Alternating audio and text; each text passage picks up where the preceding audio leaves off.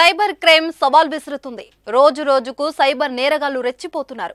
ఊహకు అందకుండా కొత్త కొత్త ఎత్తుగడలతో ప్రజలను లూటీ చేస్తున్నారు. చదువు లేని వారు కాదు, పెద్ద పెద్ద ఆఫీసర్లు సైతం సైబర్ నేరగాళ్ల చేతిలో మోసపోతున్నారు. ఎవరినైనా ఇట్టే బురిడి కొట్టి చేస్తున్నారు కేటుగాలు. అందుకు వారు ఎంచుకున్న మార్గాలు చూస్తే ఆశ్చర్యానికి గురిచేస్తుంది. ఇప్పటికే ఐఏఎస్, ఐపీఎస్ ఆఫీసర్ల పేరిట ఫేక్ అకౌంట్లు క్రియేట్ చేసి పలువురి డబ్బులు డిమాండ్ చేసే ఘటనలు వెలుగులోకి రాగా తాజాగా మరో ఘటన సంచలనం సృష్టిస్తుంది. గజం కేవలం 4,500 రూపాయలతో 165 గజాల భూమి కేవలం 8 లక్షలు మాత్రమే. Telangana ACB DG CV Anand పేరుతో 6 ఫేస్బుక్ అకౌంట్లు క్రియేట్ చేశారు సైబర్ నేరగాళ్లు.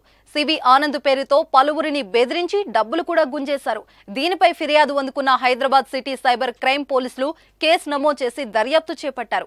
ఏసీపీ చాంద్ పాషా నేతృత్వంలోని టీం 2 ఫేక్ అకౌంట్లను గుర్తించి సోషల్ మీడియా నుంచి తొలగించారు. విచారణ జరుపుతున్న క్రమంలో సివి ఆనంద్ పేరుతో మరో 4 ఫేస్బుక్ అకౌంట్లు ఉన్నట్లు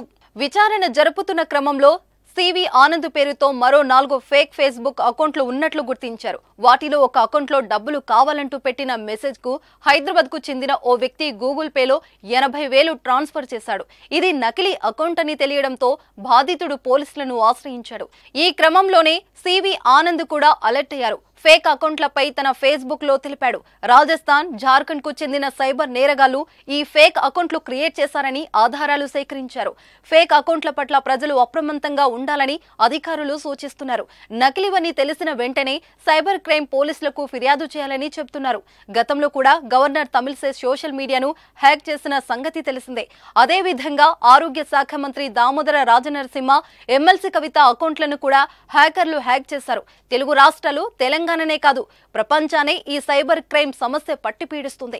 వరల్డ్ వైడ్ గా కోట్ల రూపాయలను సైబర్ నిందితులు దోచేస్తున్నారు. ప్రధానంగా క్రిప్టో కరెన్సీని లూటీ చేస్తున్నారు. చైనాలిసెస్ నివేదిక ప్రకారం 2023లో సుమారు $1.7 బిలియన్ల విలువైన క్రిప్టో కరెన్సీలు దొంగిలించారు. ఈ సైబర్ నేరాలు అరికట్టేందుకు ఎన్ని ప్రయత్నాలు చేస్తున్నా వారి ఆగడాలు మాత్రం ఆగడం లేదు.